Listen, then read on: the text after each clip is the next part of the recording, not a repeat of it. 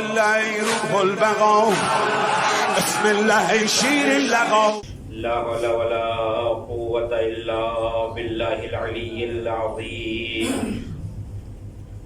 أعوذ بالله من الشيطان الرجيم. بسم الله الرحمن الرحيم.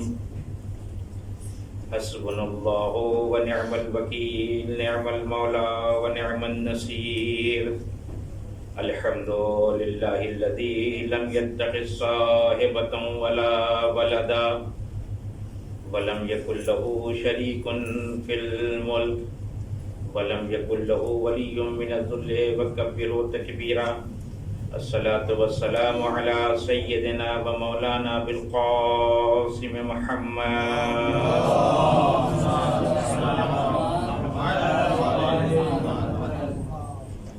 وعليه الطيبين الطاهرين المعصومين المظلومين ولعنة الله على أعدائهم أجمعين.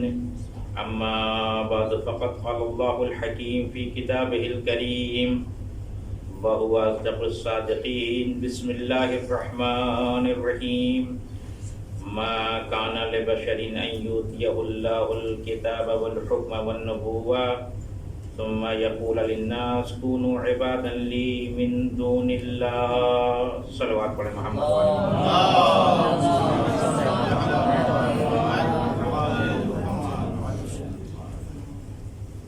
سورہ آل عمران کی یہ 79 نمبر آیت ہے جس کی تلاوت آپ حضرات کی خدمت میں پیش کی،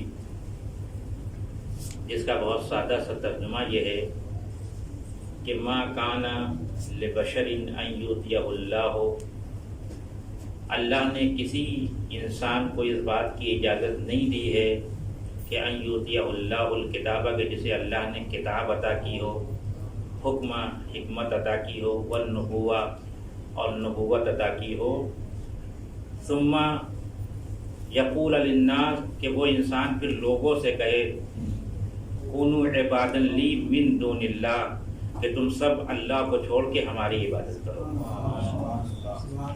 یہ بہت سادہ سا ترجمہ ہے جو آپ کی خدمت سے پیش کیا. کل کی گزری ہوئی تاریخ ایک عظیم غم کی تاریخ تھی، 8 شوال انہدام جنت البقیع. اسی مناسبت سے میں نے اس آیت کو چنا ہے کہ ذہنوں کے اندر یہ سوال پیدا ہوتا ہے کہ وہ افراد کہ جو قبر میں چلے گئے ہیں، زمین کے اندر سو رہے ہیں،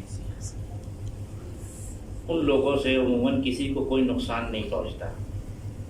سارا نقصان انسانیت کو وہ لوگ پہنچاتے ہیں جو قبر کے اوپر ہیں. قبر میں جانے والا نہ نقصان پہنچا سکتا ہے نہ فائدہ پہنچا سکتا ہے. تو پھر جو لوگ قبر میں چلے گئے ہیں، قبر میں جانے کے بعد پھر ان کے روزوں کو کیوں مسمار کیا گیا؟ یہ ایک تاریخی سوال ہے جو ذہن میں پیدا ہوتا ہے، اس کا جواب چاہیے ہے. انتہائی اختصار کے ساتھ چونکہ مجلس میں دیر ہو گئی ہے، پروردگار عالم اس آیت میں ایک پیغام دے رہا ہے. وہ پیغام یہ ہے کہ اگر کسی کو کتاب مل جائے خدا کی طرف سے، حکمت مل جائے خدا کی طرف سے، نبوت مل جائے خدا کی طرف سے، تو یہ ساری چیزیں انسان کے لیے کمال ہیں. کتاب کا ملنا بھی کمال ہے، حکمت کا ملنا بھی کمال ہے، نبوت کا آنا بھی کمال ہے. لیکن اس کے بعد کا جو آیت کا پیغام ہے وہ بہت عجیب و غریب ہے. ثم یقول للناس، یعنی یہ کمال آنے کے بعد کسی صاحب کمال کو یہ اختیار حاصل نہیں ہے کہ وہ اس کمال کو اپنی ذات کے لیے استعمال کرے. ثم یقول للناس کونوا عبادا لی من دون اللہ، کہ وہ یہ کہے کہ تم ہماری طرف آؤ اللہ کو چھوڑ کے. اس کے معنی یہ ہے کہ فلسفہ کمال یہ ہے کہ جب وجود کے اندر کمال پیدا ہو جائے تو یہ کمال دوسروں کو خدا کی طرف لے کے جائے، اپنی ذات کی طرف لے کے نہ جائے. لہذا ایک عالم کا کمال یہ نہیں ہے ممبر پہ جانے کے بعد وہ اس طرح کی گفتگو کرے جس سے اس کی شخصیت ابھر کے سامنے آئے. ایک خطیب کی ذمہ داری یہ نہیں ہے کہ وہ سارا زور خطابت میں اس بات پہ لگا دے کہ علاقے میں مجھ سے بڑا کوئی خطیب نہیں ہے. یہ اللہ کی اس دی ہوئی نعمت کی ناشکری ہے جو اس نے کمال کے طور پہ ہمیں دی تھی، اور ہم نے خدا کی طرف بلانے کے باوجود کے بجائے اپنے ذات کی طرف لوگوں کو متوجہ کیا۔ اور یہیں سے پھر ایک بحث شروع ہوتی ہے کہ اگر کوئی انسان اپنے کمال کو اپنی ذات کے لیے استعمال کرنا شروع کر دے اور خدا کی ذات کو بھول جائے تو خدا اس کمال کو لے لیتا ہے۔ میرے ایک استاد جب میں فارسی پڑھ رہا تھا تب انہوں نے ایک واقعہ مجھے بتایا تھا، یاد آ گیا، میں پہلے سے سوچ کے نہیں آیا تھا، لیکن ہے یہ اسی کمال کی طرف۔ جو واقعہ میرے استاد نے بتایا تھا وہ یہ کہہ کے بتایا تھا کہ جس کے ساتھ یہ مرحلہ پیش آیا اس نے بتایا ہے مجھے۔ یہ اسی ایران کا واقعہ تھا۔ ایک بہت بڑے خطیب تھے ایران میں، بہت نامور خطیب، نام نہیں لیا انہوں نے، اپنے علاقے کے ہوں گے جہاں کہیں، لیکن جس ایریا میں تھے بہت مشہور تھے، اور جب وہ مجلس پڑھنے کے لیے جاتے تھے تو لوگ ہجوم آ جاتا تھا لوگوں کا کہ بھائی بڑے ذاکر پڑھنے کے لیے آ رہے ہیں۔ تو ایک جگہ وہ مجلس پڑھنے کے لیے گئے، اور جب گئے تو لوگ نہیں آئے تھے، اور ان کی شان کے خلاف تھا کہ کم لوگوں میں مجلس پڑھیں۔ بعض لوگوں کا یہ بھی ہوتا ہے کہ کم لوگوں میں نہیں پڑھیں گے۔ یہ سب اپنی ذات کے لیے استعمال کرنا اپنے کمال کو۔ تو انہوں نے کہا کہ ایسا ہے کہ کسی دوسرے ذاکر کو بٹھا دیجئے، جب لوگ آ جائیں گے تو پھر میں بڑا ذاکر ہوں تو میں مجلس پڑھوں گا۔ ایک صاحب کوئی بیٹھے ہوئے تھے، وہ ایسی مجلسیں پڑھتے تھے بیچارے، ان سے کہ آپ تھوڑی دیر پڑھ دیجیے، اور دیکھیے یاد رکھیے گا یہ آپ کو سننے کے لیے مجلس نہیں ہو رہی، یہ ان کو سننے کے لیے ہو رہی ہے۔ جتنی دیر تک لوگ آ جائیں اتنی دیر کے بعد آپ ہوتا رہیے گا۔ یہ مجلس پڑھنے کے لیے گئے اور بھول گئے اترنا، اور بہت دیر ہو گئی، اور جب یہ اترے تو وہ جو خطیب صاحب بیٹھے تھے جن کو مجمع سننے کے لیے آیا تھا، انہوں نے ان کی توہین کرنا شروع کر دی کہ آپ کو تمیز نہیں ہے، آپ کو خود کا خیال نہیں ہے، آپ جانتے نہیں کہ میں کتنا بڑا خطیب ہوں، یہ مجمع مجھے سننے کے لیے آیا ہے، آپ کو سننے کے لیے جو کچھ ہو سکتا تھا سب کہہ دیا۔ اور اس کے بعد کہنے کے بعد اب اعلان ہوا کہ سرکار آ رہے ہیں ممبر کے اوپر مجلس پڑھنے کے لیے۔ دیکھیے اگر انسان کمال کو اپنی ذات کے لیے استعمال کرے گا خدا فوراً واپس لے لے گا۔ انہوں نے، میرے استاد نے خود بتایا کہ جب وہ ممبر پہ بیٹھے تو سب بھول گئے۔ حد یہ کہ وہ چیز جو ہر بچے کو یاد رہتی بسم اللہ الرحمن الرحیم، وہ نہیں کہہ پا رہے تھے زبان سے،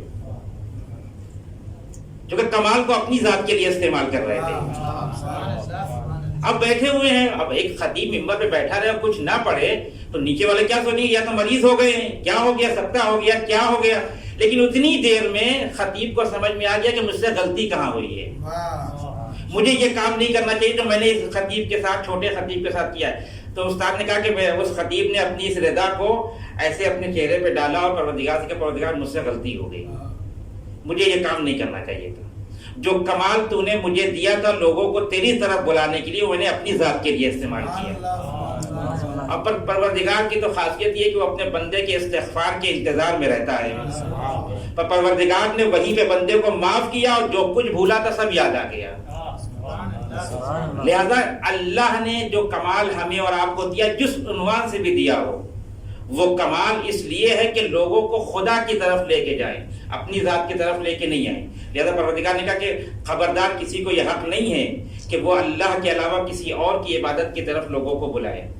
اہل بیت کے کمال کا کمال یہ ہے کہ اہل بیت نے اپنے کمال کو کبھی اپنی ذات کے لیے استعمال ہی نہیں کیا۔ کمال کی آخری منزل جو تصور کر سکتے ہیں وہ سارے کمالات اہل بیت کی ذات کے اندر موجود تھے، لیکن کبھی یہ نہیں کہا کہ میری عبادت کرو، کبھی یہ نہیں کہا کہ ہم کو خدا مانو۔ یہ تو لوگوں نے خوشی میں کہنا شروع کر دیا، حد سے گزرے تو نصیری بھی خدا جان گئے یا مان گئے، اور یہ ہمارے مجمع میں بھی اشعار پڑھے جاتے ہیں۔ بھئی جب ہمارے پاس پہلے سے خدا موجود ہے تو ہم کو دوسرے خدا کی کیا ضرورت ہے؟ ہم کو ضرورت نہیں دوسرے خدا کی۔ اور علی کی توہین ہے علی کو خدا کہنا۔ علی کے لیے فخر یہ ہے کہ علی کو بندہ کہا جائے۔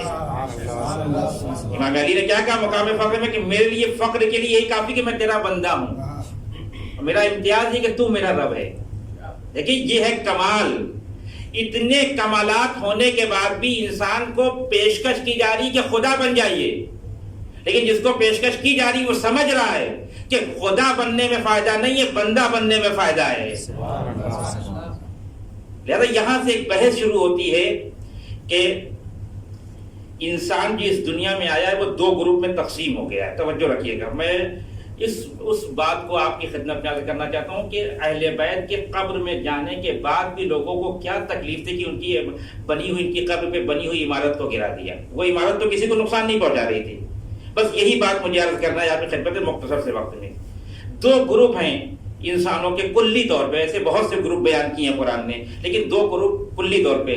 ایک گروپ وہ ہے جسے صاحبان کمال کہتے ہیں، جن کے اندر کمالات موجود ہیں، مختلف کمالات، جس طرح سے بھی آپ سمجھ لیں، وہ سخی ہیں، وہ شجاع ہیں، وہ سچے ہیں، وہ بہادر ہیں، وہ لوگوں کو علم کی طرف بلاتے ہیں، یہ سارے کمالات ہیں. اور ایک گروپ وہ ہے جو فاقد کمال ہے، جس کے اندر کوئی کسی طرح کا کوئی کمال نہیں ہے. یہ دو گروپ ابتدائے خلقت انسان سے چلے آ رہے ہیں.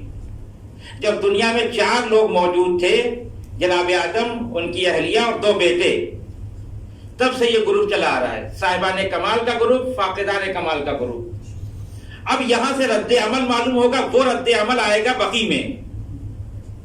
پہلا رد عمل سمجھ لیں کہ کیا ہوتا ہے، فاقدان کمال صاحبان کمال کے ساتھ کیا کرتے ہیں اور کیوں کرتے ہیں. فلسفہ سمجھ میں آ جائے تو یہ سمجھ میں آ جائے کہ قبر میں سونے والے لوگوں سے لوگوں کو کیا پریشانی تھی کہ ان کے مزار پہ بنے ہوئے مزار کو، عمارت کو گرا دیا.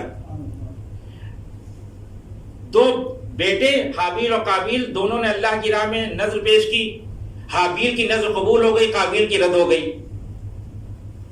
تو جس کی رد ہوئی تھی اس کی ذمہ داری تھی کہ وہ ان علل و اسباب کو تلاش کرتا جن علل و اسباب کی بنا پہ یہ نذر قبول نہیں ہوئی. اس کی اپنی ذاتی ذمہ داری تھی کہ وہ یہ دیکھتا کہ میرے اندر کون سا نقص ہے جس نقص کی وجہ سے پروردگار نے میری نذر کو قبول نہیں کیا اور میرے بھائی کی نذر کو قبول کر لیا.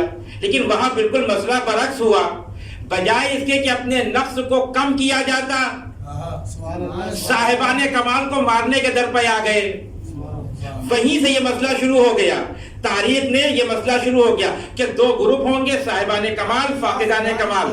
صاحبان کمال اپنے کمال سے خدا کی طرف بلائیں گے، فاقدان کمال جو کہ ان کی ذات کے اندر نقص ہے، کسی طرح کا کوئی کمال نہیں ہے، تو یہ صاحبان کمال کو قتل کریں گے. سوال یہ ہے کہ کیا قتل کے علاوہ کوئی اور راستہ نہیں ہے؟ کوئی اور راستہ ہونا چاہیے جس سے ان کی جان بھی بچ جائے. یہ دونوں گروپ کا نہیں ہو سکتا. اس کی وجہ یہ ہے کہ جب تک دنیا میں صاحبان کمال موجود ہیں، فاقدان کمال کو کوئی دیکھے گا نہیں. آپ مجھے بتائیے کہ جب عالم موجود ہوگا تو جاہل کے دروازے پہ کون جائے گا؟ جب سخی موجود ہوگا تو بخیل کے دروازے پہ کون جائے گا؟ جب شجاع موجود ہوگا تو بزدل کے دروازے پہ کون جائے گا؟ یہی وہ کشمکش تھی کمالات اور نقص کی جس کی بنا پہ صاحبان کمال کو قتل کیا جانے لگا، جس کی ابتدا جناب آدم کے بیٹوں سے ہوئی. وہ آج تک جاری ہے. ظاہر ہے کہ اس دور میں جو بھی صاحبان کمال ہیں ان کے دروازے پہ بھیڑ لگی ہوئی ہے، لیکن جن کے پاس کمالات نہیں ہیں، ناقص ہیں جو کمالات کے حساب سے، وہ یہ کہتے ہیں کہ جب تک یہ رہیں گے ہم کو کوئی دیکھے گا نہیں. حد یہ ہے کہ وہ جو جعلی کمالات تھے، جن جعلی کمالات کی بنا پہ لوگ تخت شاہی پہ آ کے بیٹھ گئے، اس بیٹھنے کے بعد بھی ان کو سکون نہیں ملا، کیونکہ ان کے پاس خلافت تھی، امامت نہیں تھی. وہ یہ احساس کر رہے تھے کہ ہمارے دروازے پہ بھیڑ نہیں لگتی ہے، علی کے دروازے پہ بھیڑ لگتی ہے. یہ کمال اور نقص کی جنگ ہے جو انسان کو بقی تک لے کے آئی ہے.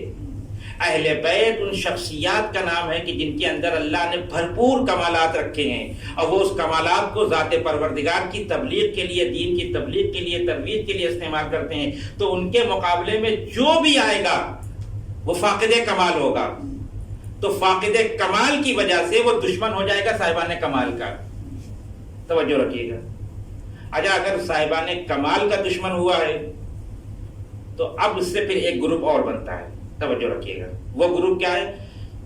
وہ افراد کہ جو صاحبان کمال نہیں ہیں لیکن صاحبان کمال کو ڈو سکتے ہیں.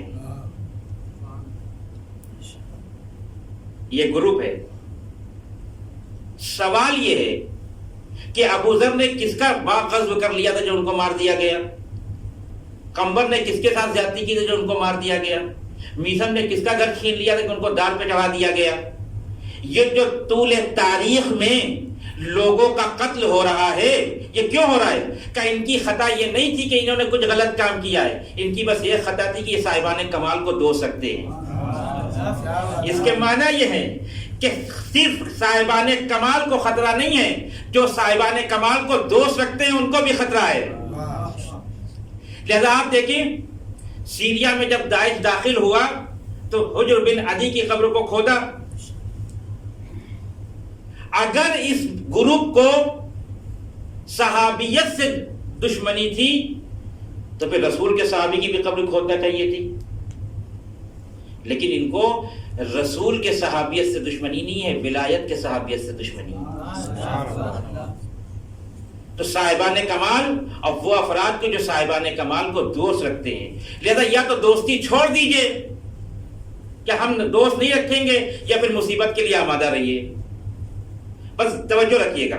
تو اب جو لوگ کمال نہیں رکھتے ان کی کوشش یہ تھی کہ کسی طرح سے ان کو ختم کیا جائے۔ کمال کی خاصیت یہ ہے، کمال کی دو قسمیں ہیں، کچھ کمالات ایسے ہیں جو جسم سے مربوط ہیں، جس کو دین نے کوئی اہمیت نہیں دی ہے، کسی کا بہت گورا ہو جانا، کسی کا بہت ہیلدی ہونا، کسی کا بڑے قبیلے سے ہونا، یہ سب اسلام کے اندر کوئی اہمیت نہیں رکھتا۔ کسی کا گورا ہونا، کسی کا کالا ہونا، کسی کا لمبا ہونا، کسی کا ناٹا ہونا، پستہ قد ہونا، کوئی اہمیت نہیں رکھتا۔ اس لیے کہ اگر یہ اہمیت رکھتا تو رسول اوس و خجرج کے بڑے بڑے لوگوں کو اپنے در سے اٹھا کر بلال کو بغل میں نہ بٹھاتے۔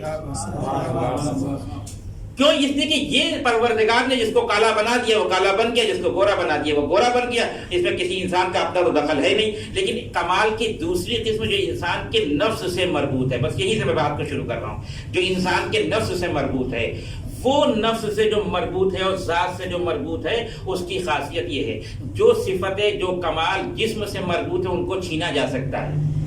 ایک آدمی بہت دولت مند ہے، ان کی دولت کو چھین لیجئے وہ دولت مند نہیں رہیں گے۔ ایک آدمی ایسا ہے کہ جس کی بڑی شہرت ہے، آپ اس کے خلاف کوئی بات اڑا دیجئے، ختم قصہ۔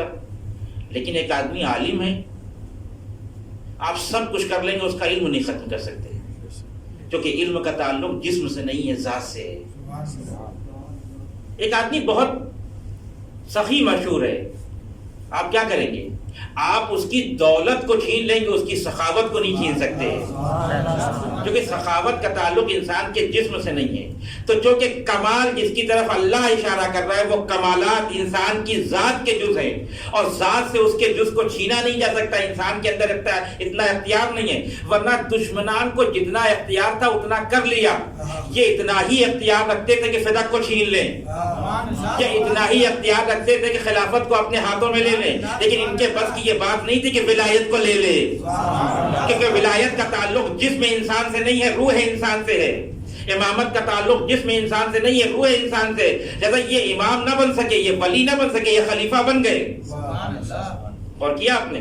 لہذا جب اب نہیں چھین سکتے تو اب یہاں سے ترتیب وار گفتگو میں کرنا چاہتا ہوں کہ وہ افراد کے جن کے پاس کمال نہیں ہے اور کمال کو دوست بھی نہیں رکھتے، فطرتاً دوست نہیں رکھتے، کیونکہ ان کی فطرت میلی ہو گئی ہے، غد و غبار آ گیا ان کی فطرت میں، جس کی طرف امیر المومنین نے پہلے خطبے میں ارشاد فرمایا فلسفہ بعثت انبیاء کے لیے کہ اللہ نے مسلسل انبیاء کو اس لیے بھیجا کہ انسانوں کی فطرت پہ جو گردیں جم گئی ہیں اس کو ہٹا دیا جائے۔ تو انہوں نے کیا کیا؟ صاحبان کمال کا مقابلہ کرنے کے لیے علم تو ایسا رکھ نہیں سکتے تھے، سخاوت تو کر نہیں سکتے تھے، اور 2-4 مرتبہ کوشش بھی کی تو یہ طے کر کے کی کہ اگر آ گئی آیت تو نگوٹی تمہاری، باقی سب ہمارا، اگر نہیں آئی تو پھر واپس۔ تو یہ تو سخاوت نہیں ہوئی۔ ٹھیک ہے، سخاوت کا تعلق جسم اور زبان سے تو ہے نہیں، روح انسان سے ہے، ذات انسان سے ہے۔ پروردگار کمال کے طور پہ عطا کرتا ہے کسی کو، اب فرق نہیں کرتا، ضروری نہیں ہے کہ سخی وہی ہوگا جس کے پاس بہت دولت ہو، نہ ایسا نہیں ہے۔ کوئی یہ نہ سوچے کہ اگر پیسہ ہوگا تو سخی ہوگا، نہ، جس کے دسترخوان پہ صرف 5 روٹیاں رکھی ہوں گی وہ کائنات میں سب سے بڑا سخی اس لیے ہوگا کہ 5 روٹیاں اٹھا کے رائے خدا میں دے دے گا۔ تو سخاوت کا تعلق مال و دولت سے نہیں ہے، نفس انسانی سے۔ کچھ نہ بھی ہو تب بھی سخی ہیں، کچھ ہو تب بھی سخی ہیں۔ تو پہلا کام دشمنوں نے اہل بیت کے مقابلے میں جو کیا وہ یہ کہ جب ہم ان کے کمالات کا مقابلہ نہیں کر سکتے تو انہی کے مقابلے میں جھوٹی شخصیتیں بنائی جائیں، کاذب شخصیتیں بنائی جائیں، دوسرے لوگوں کے علم کا ڈھنڈورا پیٹا جائے. لہذا اب آپ تاریخ میں جا کے پڑھیں، میں تفصیل میں جاؤں گا، اتنا وقت نہیں ہے، میں تیزی سے گزر رہا ہوں. اب آپ جائیں تاریخ میں، ان شخصیات کو دیکھیں جن کو کاذب شخصیتیں بنا کے اہل بیت کے مقابل میں لایا گیا، رکھا، خوب رکھا لا کر کہ یہ ایسے ہیں تو یہ ایسے ہیں، یہ ایسے ہیں تو یہ ایسے ہیں. میں تذکرہ نہیں کرنا چاہ رہا ہوں، لیکن پہلے مرحلے میں جب کاذب شخصیتوں کو حقیقی شخصیتوں کے مقابلے میں لا کے رکھا تو یہ بات طے ہے کہ حقیقی رنگ باقی رہتا ہے، نقلی رنگ اڑ جاتا ہے. یہ تو ہم کر نہیں پائے، شخصیتوں تو ان کے سامنے ٹک نہیں پائیں. دوسرا طریقہ جو انہوں نے کہا کہ جو کمالات، جو فضائل ان کے وجود کے اندر پائے جاتے ہیں، چلو کچھ پیسے خرچ کر کے جعلی راویوں کو پیدا کیا جائے جو کچھ شخصیتوں کے لیے کمالات ذکر کریں. یہاں سے ایک باب کھلتا ہے عالم اسلام میں اسرائیلیات کا، جس کے ہم سب شکار ہیں. ایسی روایتیں ہم سب بھی پڑھتے جو اسرائیلیات کی جو یہودیوں نے داخل کی اسلام کے اندر. اب انہوں نے روایات کا باب کھولا کہ اگر آپ نے ایک حدیث کہی تو 10,000 درہم اور 2 حدیث کہی تو 20,000 درہم. اب جو حدیثیں کہنا شروع کی تو ظاہر ہے کہ اصل ہوتا ہے، نقل ہوتی ہے. اور نقل ہوتی اس لیے ہے کہ پہلے سے اصل کا وجود موجود ہے. آپ نے ہندوستان میں کبھی سنا کسی خبر میں کہ 3 کا نوٹ نقلی پکڑا گیا؟ 3 کا نوٹ نقلی نہیں پکڑا جاتا، 2 کا پکڑا جائے گا، 10 کا پکڑا جائے گا، 20 کا پکڑا جائے گا، 500 کا پکڑا جائے گا، 1000 کا پکڑا جائے گا، 2000 کا پکڑا جائے گا. کیوں؟ یہ فلسفہ کیا ہے؟ کیا اس لیے کہ نقل اس کی بنتی جس کا کوئی اصل ہو. تو اب انہوں نے اہل بیت کے مقابلے میں فضائل گڑنا شروع کیے، راویوں کو خریدنا شروع کیا. رسول کی حدیث آئی کہ میں شہر علم ہوں، علی اس کا دروازہ ہے. انہوں نے راویوں کو لگا دیا اس کام کے پر کہ اب شخصیتوں کے فضائل شروع کرو. انہوں نے کہا کہ فلاں صاحب دیوار ہیں، فلاں صاحب چھت ہیں، فلاں صاحب پر نالا ہیں. دیکھیں ہونا یہ چاہیے تھا کہ یہ کوشش یہ کرتے کہ جو کمال ان کی ذات کے اندر ہے وہ کمال ہماری ذات کے اندر پیدا ہو جائے تو ہم ان کے برابر نہ صحیح ان کے پاس بیٹھنے کے لائق تو ہو جائیں گے. لیکن جو انادن جو کام کیا کہ حدیثیں جال کرنا شروع کی، نتیجہ کیا ہوا کہ عالم اسلام میں ایسی حدیثیں بھری پڑی ہیں، آپ جا کے دیکھ لیجئے. اور بہت مزہ آور حدیثیں ہیں. حدیث سن کے ہنسے گا کہ یہ مثلا واقعی جس نے یہ حدیث گڑھی وہ بالکل جاہل تھا. یہ دوسرا مرحلہ. تیسرا مرحلہ، جب یہ شخصیتیں کاذب نہ بنا سکے، جب یہ فضائل نہیں گڑھ سکے اپنی شخصیتوں کے لیے، تو اب مسئلہ یہ ہے کہ ان کے پاس علم ہے، یہ علم تو لے نہیں سکتے، یہ علم تو ختم نہیں کر سکتے. ان کا علم نہیں ختم کر سکتے تو عالم کو ختم کر دیں گے. ہم علم کو نہیں ختم کر سکتے تو ہم عالم کو ختم کر دیں گے. ہم سخاوت کو نہیں ختم کر سکتے تو سخی کو ختم کر دیں گے. یہی وہ ریزن، یہی وہ علت ہے جو ائمہ معصومین کے قتل کے لیے بنی. ورنہ انہوں نے تو کسی کو تکلیف نہیں پہنچائی، وہ تو اپنا کام کر رہے تھے، لوگوں کو اللہ کی طرف بلا رہے تھے. پھر ان کو قتل کیوں کیا گیا؟ کہ قتل اس لیے کیا گیا کہ ان کے پاس جو کمال تھا بنام علم اس کو چھینا نہیں جا سکتا تھا. تو انہوں نے کہا کہ اگر ہم علم نہیں لے سکتے تو عالم کو تو مار سکتے ہیں. تو اب انہوں نے یہ کام کرنا شروع کیا. تیسرا مرحلہ، توجہ رکھیے گا، تیسرا مرحلہ کہ چلو صاحبان کمال کو قتل کر دیں. یہ قتل ہو جائیں گے، نظروں سے اوجھل ہو جائیں گے تو لوگ ان کے پاس جانا چھوڑ دیں گے، قصہ ختم ہو جائے گا. انہوں نے قتل کرنا شروع کیا یہ سوچ کے کہ جب یہ ہمارے سامنے سے ہٹ جائیں گے، لوگوں کے سامنے سے ہٹ جائیں گے تو لوگ ان کے دروازوں پہ نہیں آئیں گے. کل تک زندہ تھے تو دروازوں پہ آتے تھے، آج قبر میں چلے گئے تو روضوں پہ جاتے ہیں. کیونکہ کمال کا مسئلہ یہ ہے کہ وہ زمین کے اوپر رہے یا زمین کے اندر رہے، اس کے اندر اتنی جاذبیت ہوتی ہے کہ جو لوگ کمال سے محبت کرتے انہیں اپنی طرف کھینچ لے. اور کیا آپ نے؟ تو انہوں نے ائمہ معصومین کو قتل کرنا شروع کیا، صاحبان کمال کو قتل کرنا شروع کیا. یہ نہیں رہیں گے تو کوئی آئے گا نہیں، پھر ہماری بارگاہ بھر جائے گی. لیکن ان کے قتل کے بعد بھی انہوں نے دیکھا کہ ہماری بارگاہ تو خالی ہے، ان کی بارگاہ بھری ہوئی ہے. اب چوتھے نمبر پہ ہمارا اور آپ کا مسئلہ آتا ہے. یا میں ایک اس سے پہلے ایک مرحلہ عرض کر دوں. لوگ قبروں پہ جانے لگے معصومین کے. انہوں نے کہا یہ تو ہم سمجھتے تھے کہ صاحبان کمال کو مار دیں گے تو لوگ ان کی طرف متوجہ نہیں ہوں گے، یہ تو لوگ پھر چلے آئے، تو اب کیا کریں؟ اب یہ چوتھا مرحلہ بقی تک جاتا ہے۔ آدمی سوچتا ہے نا کہ کیا کر دیا اہل بیت علیہ الصلوۃ والسلام نے کہ مرنے کے بعد بھی، شہادت کے بعد بھی ان کے روزوں کو گرا دیا گیا۔ روزوں کو گرانے کا فلسفہ یہ ہے کہ نہ روزے رہیں گے نہ چاہنے والے آئیں گے، یعنی صاحبان کمال کی نشانیوں کو بالکل مٹانا چاہتے تھے، لیکن یہ جانتے نہیں تھے کہ اہل بیت کی محبت زمین کے اندر رہ کے بھی ہمارے دلوں میں باقی ہے۔ روزوں کو گرایا گیا، یہی فلسفہ تھا کہ نہ روزے رہیں گے نہ لوگ متوجہ کہ آج دیکھیں آپ بقی میں جائیں، جس طرح سے وہاں پہ پہرا لگایا ہوا ہے فوجیوں نے، وہ اصلا آپ کو متوجہ نہیں ہونے دیں گے اہل بیت کی قبروں کی طرف۔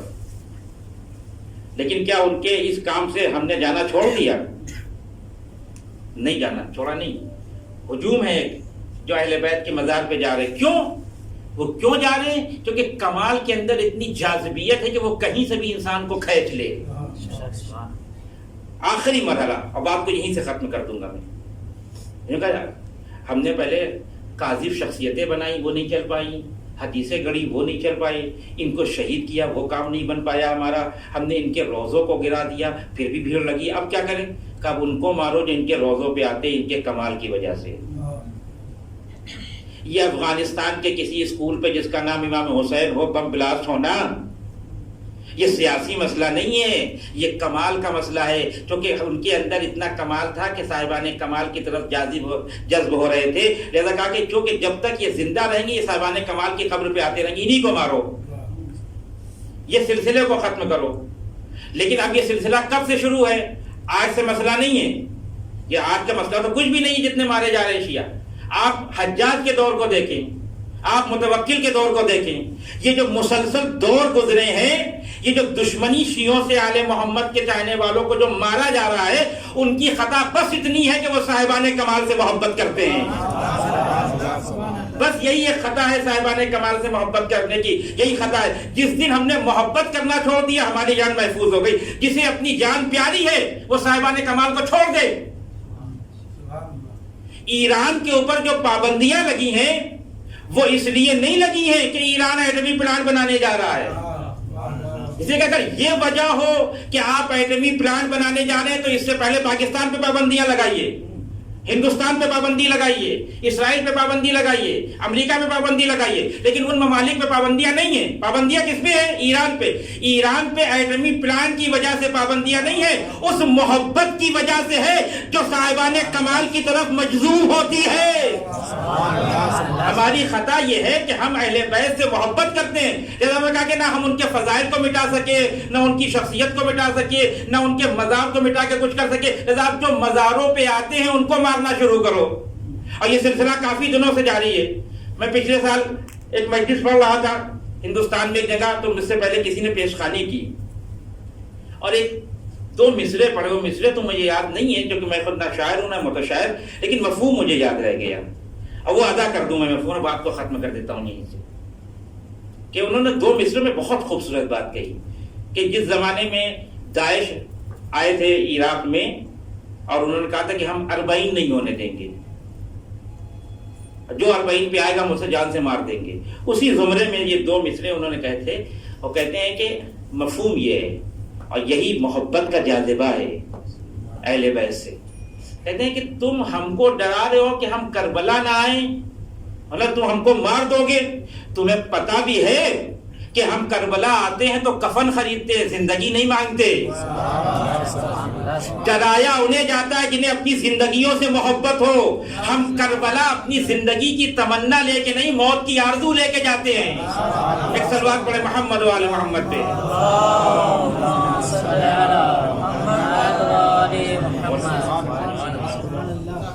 زائر حسین زیارت امام حسین کے بعد جو پہلا کام کرتا ہے وہ دکان پہ جا کے اپنے لیے کفن خریدتا ہے۔ تو جو خود اپنی مرضی سے اپنے لیے کفن خرید رہا ہو، اسے مارنے موت سے ڈرا رہے ہو۔ لہذا یہ مرحلہ بھی انہوں نے طے کیا۔ وہ افراد کے جو اہل بیت سے محبت کرتے ہیں، صاحبان کمال سے محبت کرتے ہیں، وہ جب جانے لگے زیارت کے لیے تو راہوں میں ان کا قتل کیا گیا۔ آپ تاریخ بغداد کو اٹھا کے دیکھیں، وہاں جو واقعات نقل کیے متوکل کے زمانے کے، کہ ماں اپنے بچے کو راہ خدا میں قربان کر کے حسین کی زیارت کے لیے جا رہی ہے۔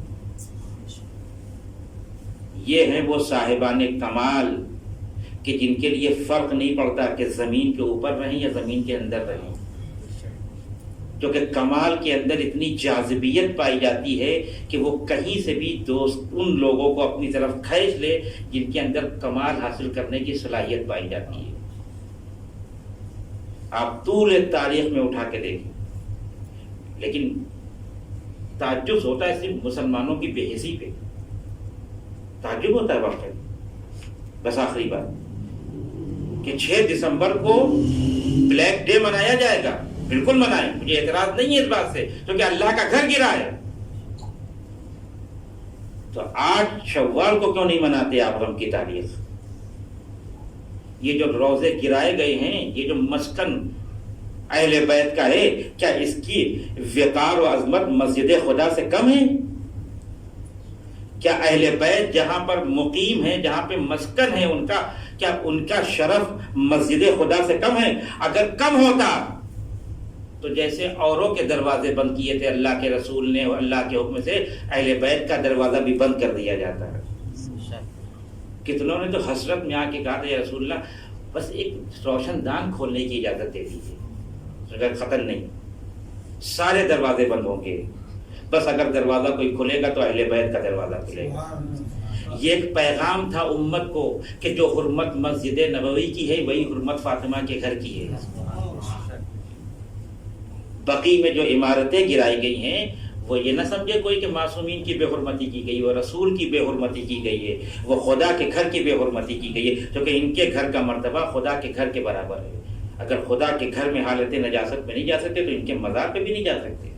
اگر خدا کے گھر پہ ہر وقت فرشتے نازل ہوتے ہیں تو ان کے مزار پہ بھی ہر وقت فرشتے نازل ہوتے ہیں۔ اللہ، یہ شخصیات جنہوں نے کبھی کسی کا برا نہیں چاہا وہ اس دنیا سے چلی گئی، زمین کے اندر ہیں، لیکن ظالموں کو یہ برداشت نہیں ہوا کہ ان کی قبروں پہ سایہ رہے۔ 2 سال پہلے پہلی بار توفیق ہوئی مجھے مدینہ جانے کی ایام فاطمیہ میں۔ سوچئے ایک چاہنے والا اگر ایام فاطمیہ اور مدینہ جا رہا ہو تو کیا کیفیت ہوگی۔ میں پہلی بار گیا تھا اور بہت کچھ سوچ کے گیا تھا، چلے اللہ نے توفیق دی ہے کہ جناب زہرا کے روضے پہ جا رہے ہیں، معصومین کے روضے پہ جا رہے ہیں، تو وہاں جا کے ایام فاطمیہ منانے کی کیا کیفیت ہوگی۔ لیکن خدا شاہد ہے کہ جب اس مرحلے تک پہنچا ہوں تو دل پھٹ گیا۔ آپ بہت خوش نصیب ہیں کہ یہاں آرام سے فاطمیہ مناتے ہیں، ایام فاطمیہ مناتے ہیں، اہل بیت کے اوپر گریا کرتے ہیں، روتے ہیں، کوئی روکنے والا نہیں ہے، کوئی ٹوکنے والا نہیں ہے۔ لیکن ہائے رے غربت فاطمہ زہرا، ہائے غربت ائمہ بقی، کہ جہاں چند اینٹیں ہیں جو قبر کے نشان کے طور پہ رکھے ہوئے ہیں اور وہاں پہ ظالم کھڑے ہوئے ہیں اور کسی کو پاس جانے نہیں دیتے۔ میں یہی سوچ رہا تھا کہ جو لوگ یہاں پہ رہتے ہیں ان کے دل پہ کیا گزرتی ہوگی۔ اور پھر وہیں سے کچھ قدم کے فاصلے پہ باپ کا روضہ ہے رسول اکرم کا۔ بس 2-3 منٹ کے مسائل میں بات کو ختم کر دوں۔ ایک طرف بیٹی کا مزار ہے جو اجڑا ہوا ہے اور ایک طرف باپ کے مزار پہ ہزاروں کا مجمع ہے۔ میں یہ سوچا تھا یا رسول اللہ آپ کے مزار سے چند قدم فاصلے پہ آپ کی بیٹی کا مزار ہے، آپ کے بچوں کا مزار ہے، وہاں خاک اڑ رہی ہے، وہاں سایہ نہیں ہے، اور آپ کے مزار پہ سایہ بھی ہے، روشنی بھی ہے، لوگ آ رہے ہیں زیارت کرنے کے لیے۔ یا رسول اللہ وہ دن کب آئے گا کہ جب آپ کی بیٹی کا مزار بنے گا؟ وہ دن کب آئے گا جب ہم ائمہ بقی کا مزار بنے گا؟ اے عزیزو سوچئے ہم کتنا تڑپ جاتے ہیں جب ائمہ بقی کا مزار کو دیکھتے ہیں، جب اجڑے ہوئے مزاروں کو دیکھتے ہیں، جب بے سایہ مزاروں کو دیکھتے ہیں تو بے تحاشا آنکھوں سے آنسو نکلتے ہیں، دل پھٹ جاتا ہے۔ تو سوچئے وہ مظلوم امام جو پردہ غیب میں ہے، ارے میرا امام جب بقی میں زیارت کے لیے جاتا ہوگا تو کیا کیفیت ہوتی ہوگی؟ جب چاہنے والا بقی کی زیارت کرتا ہے تو آنکھوں سے آنسو جاری ہو جاتے ہیں، اور جب میرا مظلوم امام بقی کی زیارت کے لیے جاتا ہوگا آواز دیتا ہوگا یا جدہ، اے میری جدہ آپ کی مظلومیت پہ مجھے رونا آتا ہے۔ اللہ اکبر، بے شک امام حسین بہت مظلوم ہے، حسین کی مظلومیت کا کوئی مقابلہ نہیں کر سکتا، لیکن ایک دفعہ آپ آپ کربلا جائیے اور ایک دفعہ آپ بقی جائیے تو آپ کو اندازہ ہوگا کہ آج مظلوم کون ہے. جب کربلا کی سرزمین پہ قدم رکھتے ہیں چاہنے والوں کا مجمع ہوتا ہے, کوئی پانی پیش کرتا ہے, کوئی کھانا پیش کرتا ہے, کوئی آتا ہے خدمت کرنے کے لیے. کیوں؟ اس لیے کہ حسین کا ظاہر آ رہا ہے. اور جب روزے پہ جاتے ہیں تو ایک روشنی, ایک ایسا ماحول ہوتا ہے کہ دیکھ کے دل خوش ہوتا ہے. ہر طرف روشنی ہے, ہر طرف چاہنے والوں کا مجمع ہے. میں کہوں گا اے مولا آپ کربلا کے میدان میں مظلومیت سے مارے گئے, اے مولا آپ کے جسم پہ گھوڑے دوڑائے گئے, مولا آپ کا لاشا مقتل میں پڑا رہا, لیکن مولا پھر آپ کو غسل کفن تو دیا گیا. آج آپ کے روزے پہ لوگ زیارت کرنے تو آ رہے ہیں, لیکن ہائے آپ کی ماں کا روزہ بقی میں, ہائے ائمہ بقی کا روزہ, ایک طرف حسین کا روزہ ہے, ایک طرف بقی کا روزہ ہے جہاں خاک ہوئی ہے. یہی وجہ ہے کہ جب چاہنے والا بقی میں جاتا ہے تو پہلی تمنا یہ کرتا ہے اے میرے مالک وہ دن کب آئے گا کہ جب انہیں اجڑی ہوئی مزاروں پہ پھر سے روزے بنیں گے. اے وقت کے امام آئیے, ہم آپ کو پرسہ دیتے ہیں آپ کے جد بزرگوار امام حسین کا اور ائمہ کے اور بقی کے ائمہ کا جن کا روزہ اجاڑ دیا گیا. ایک طرف حسین ابن علی ہے, ایک طرف بقی کے ائمہ ہے جہاں سایہ بھی نہیں ہے. ارے دشمنوں کا پہرا ہے, کوئی ہاتھ اٹھا کے زیارت بھی نہیں پڑھ سکتا. چاہنے والا دیکھتا رہتا ہے دور سے اپنے یا ائمہ کی قبر کو اور روتا رہتا ہے. انا للہ و انا الیہ راجعون. پروردگار تجھے واسطہ محمد و آل محمد کا ہماری اس مختصر سی ادا کو تو قبول فرما. جو لوگ مقبول ان کے قرضوں کو دور فرما, جو لوگ حج زاد کے مشتاق ان کو حج زاد سے مشرف فرما. علماء کرام مراج کرام انقلاب اسلامی کا سایہ ہمارے سروں پہ باقی ہے. پروردگار جو مومنین اس منحوس مرض میں مبتلا ان کو شفائے کامل و عاجل عنایت فرما. پروردگار اس مرض کو ہمارے درمیان سے مکمل طور پہ ختم کر دے. پروردگار تجھے واسطہ محمد و آل محمد کے تیری ذات کا واسطہ ہے ائمہ بقی کے مزارات کی تعمیر فرما. پروردگار ہمیں توفیق دے کہ ہم ان کی زیارت کے لیے جا سکیں. پروردگار تجھے واسطہ محمد و آل محمد کے امام زمانہ کے ظہور میں تعجیل فرما. ہم کو ان کے عوام و انصار میں شامل فرما. ربنا وتقبل دعاء انك انت السميع العليم وتب علينا وانك انت التواب الرحيم. ایک بار سورہ حمد اور 3 بار سورہ توحید کی تلاوت سما کر ان مرحومین کے صالح ثواب کی مسجد میں ان کی